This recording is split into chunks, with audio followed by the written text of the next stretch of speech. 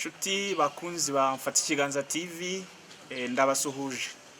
Nitwa Uwamahoro Donati, nkaba umunyeshuri uri gusoza icyiciro cya kaminuza cya filozofiya. Muri kano kanya rero nifuje ko tuganira kuri ubwo buhanga nyine, ubuhanga bwahanzwe n'abahanga bo mu binyejana byo hambere mu gihe cy'intangiriro, ariko n'ubu ngubu ubwo buhanga bukaba bugifite akamaro, bugira n'akamaro ndetse ku buzima bwacu.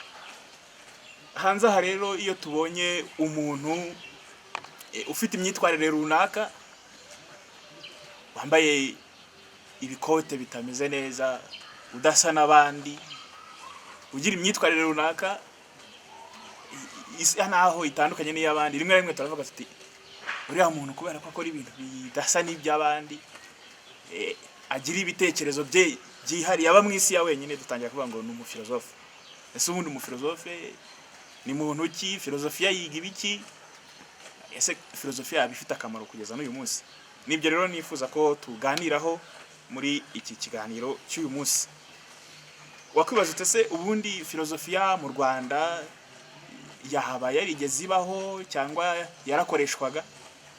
Ariko iyo turebye neza mu gihe cy'abami habagaho abo bita abacurabwenge, bakaba ari abantu bari bashinzwe guhanga ibitekerezo ubwami bwagenderagaho, bagabasha gutwara nyine impugu zabo bagendeye kuri ibyo bitekerezo by'abacurabwenge.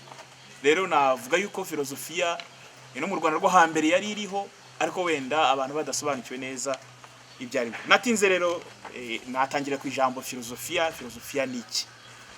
Dukurikije ikomorazina, filozofiya ni ijambo rituruka ku kigereki filozofiya, ikaba rigizwe n'amagambo abiri, filosi bivuga urukundo na zofia bivuga ubuhanga. Ni ukuvuga ko rero filozofiya ari urukundo rw'ubuhanga.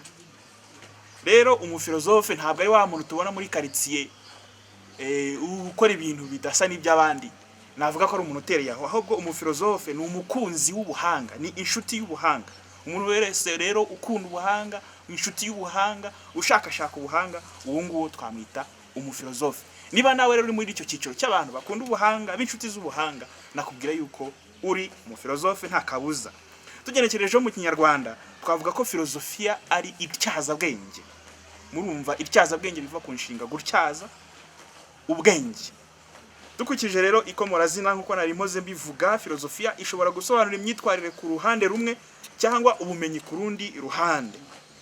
Filozofiya rero ni imyitwarire yo kubaho irebana n'ubusobanuro bushingiye ku ikomorazina, ni ukuvuga urukundo rw'ubuhanga. Naho filozofiya nk'ubuhanga ishingira ku kamaro kayo ka nyako. Filozofiya ni imyitwarire ishingiye ku byifuzo kamere bya muntu mu kugira ubumenyi bwimbitse bw'ukuri kandi bushyira mu gaciro.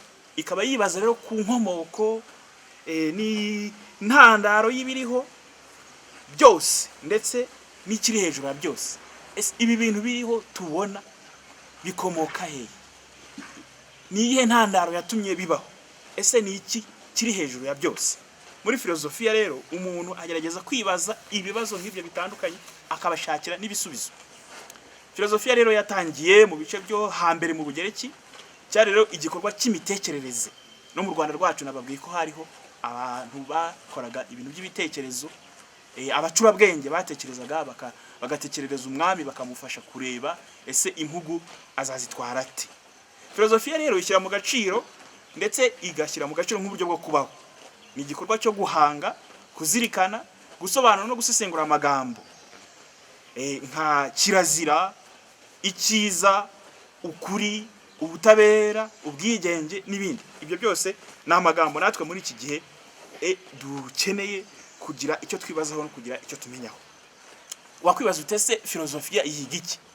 Ubundi iyo tumvishe umuntu yiga filozofiya yiga iki, akenshi na kenshi nyine dutangira kuvuga tuti buriya yamaze guta ubwenge, yataye umurongo. Ariko ubundi filozofiya yiga iki? Filozofiya rero yatangiye abantu bashaka gusobanura ukuri kw'ibiriho bifashishije ubuhanga, aho kwifashisha inkuru mpimbano. Inkuru mpimbano ni ukuvuga za nkuru abantu bahimbaga bakavuga ati ikintu runaka cyakomotse aha ngaha. Mujya mwumva wenda nko mu gitekerezo cy'u Rwanda bavuga bati ikiyaga cya Kivu ni umugore witwa Nyiransibura wagiye kwihezura hanyuma ikiyaga kiba kibayeho. Ariko ibyo ni ibitekerezo mpimbano. Filozofiya rero yo ikoresha ubuhanga ikarenga za nkuru mpimbano, ahubwo ikamenya inkomoko y'ibiriho. Baretse gukoresha rero mu kureka gukoresha inkuru mpimbano, abafilozofe bakoresha ubushobozi karemano bw'ubwenge, bityo bagasobanura ukuri kw'ibiriho bakoresheje ubuhanga. Umufilozofe rero ntiyishinga amabwire, ahubwo ashaka ukuri agucengera kugira ngo amurikire abandi. Uko kuri kugomba kuba ukuri kwemerwa na bose. Abafilozofe bahamagariwe kumenya kubaho no gutekereza cyane ku bice bitandukanye by'ubuzima bwa muntu. Mw'ibyo bice rero abafilozofe bakunda kwibazaho, arakwibaza iremwa. Ese ibyaremwe byagenze gute? Ninde wabiremye? Imibabaro, urupfu, ese urupfu ni iki? Nyuma y'ubuzima hazaba hari iki? Ndetse umuntu agomba kwibaza inkomoko ye, ariko akanibaza iherezo rye. Ese nyuma y'ubu buzima nzakomeza kubaho cyangwa bizaba birangiye? Ibyo byose nibyo umufilozofe ashobora kwibaza, akabishakira ibisubizo atagende kuri za nkuru mpimbano mu Gifaransa cyangwa mu Cyongereza bita myths, ahubwo akagendera ku buhanga bwa nyabwo butari inkuru mpimbano. Filozofiya rero nk'inshuti y'ubuhanga ni inyota yo gushaka ukuri no kwibaza ibibazo nyabyo. Ugashaka ukuri kandi ukagucengera, ukamenya ibintu neza kandi ukamenya no kubivuga neza. Mu magambo avunaguye nababwira ko filozofiya ari bumwe mu buryo bwo gushaka ukuri. Mu gushaka ukuri rero umuntu arabanza agatangara, akibaza, hanyuma hari uguhera ku byihariye ugana ku biri rusange, ugahera nanone ku biri rusange ujya ku byihariye, ugasesengura, ukajora. Hari kandi rero ubundi buryo bwifashishwa, muri bwo tukaba twavuga ibiganiro nyampaka, méthode dialectique. Ni uburyo bwo kuganira, gutekereza no gusobanura ibiriho. Ubundi buryo nubwo kumva bifatika umuntu ashobora gufata akabibona neza n'amaso. Bivuga rero ko ubumenyi bwose buturuka ku bigaragara binyujijwe mu byumviro. Ibyo byose bifasha umuntu gukora filozofiya. Mu gukomeza rero ikiganiro cyacu, inshuti bakunzi bafata ikiganza TV, wakwibaza utese filozofiya imaze iki? Nakahe kamaro ka filozofiya? Nkuko nabitangiye mbivuga, filozofiya ni urukundo rw'ubuhanga. Ubuhanga rero ni uburyo bwo kubaho ukurikije ikiri cyiza n'igikorwa cyo gutekereza neza, bityo ibi byose bikagaragarira mu myitwarire myiza. Ni ukuvuga ko ubuhanga ari isoko y'ibitekerezo biboneye. Filozofiya ikaba idufasha mu migenzereze n'imyitwarire yacu mu buzima bwa buri munsi. Filozofiya rero ikaba idufasha mu kugira imyitwarire myiza. Muri urwo rwego rero filozofiya yibanda mu gutekereza, kubaza ibibazo no kugerageza kubisubiza mu buryo bunoze. Ngana ku musozo rero, umuntu wagize ubushake bwo gusobanukirwa isi kuva amaze kuba umuntu, ahereye mu kwibaza inkomoko y'isi, inkomoko y'umuntu n'ubuzima bwe, akamaro ko kubaho n'iherezo rye n'ibindi bimwerekeyeho, uwo navuga ko ari umufilozofe. Wa wundi ukunda gushakashaka, ukunda ubuhanga, uwo navuga ko ari umufilozofe. Umuntu kandi atekereza ishingiro ry'impamvu y'ibiriho byose. Mu gusubiza ibyo bibazo, umuntu yatangiye yifashisha inkuru mpimbano myths, hanyuma gahoro gahoro umuntu yakoresheje ubwenge bwe mu gushaka ukuri kw'ibiriho. Umuntu ukoresha ubwenge bwe ntahweme iteka gushakashaka ibisubizo ku rusobe rw'ibyo bibazo, niwe twakwita umufilozofe. Tugenekereje mu Kinyarwanda twavuga ko rero ubu buryo bwo gutekereza ari ityaza bwenge. Nawe rero unkurikiye, wajyaga wibaza ngo umufilozofe ni wa muntu wataye ubwenge, ngira ngo urasobanukiwe, umenye ko umufilozofe ari inshuti y'ubuhanga.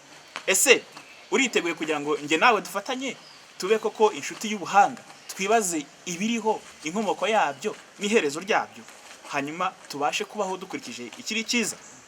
Umufilozofe rero ahirimbanira iteka kugira imitekerereze yagutse kandi inoze, bityo bigatuma aba urumuri rwa rubanda. Nshuti rero mukunzi wa Mfata Ikiganza TV, uwashinze Mfata Ikiganza TV nawe yaritegereje, arareba, yibaza ibiriho, yibaza n'icyo yakora kugira ngo urubyiruko rutakibasha guhura bitewe n'ibi bihe turimo bya COVID-19, hanyuma agera ku gitekerezo cyiza, ku gikorwa cyiza cyo gushinga Fata Ikiganza TV. Nawe rero komeza uze dufatanye dutekerereze ibiriho, twibaze inkomoko yabyo, twibaze n'iherezo ryabyo, maze dukomeze kubaho dukurikije ikiri cyiza. Ibiganiro byacu rero ni akagaruka, nagira ngo mbashimire.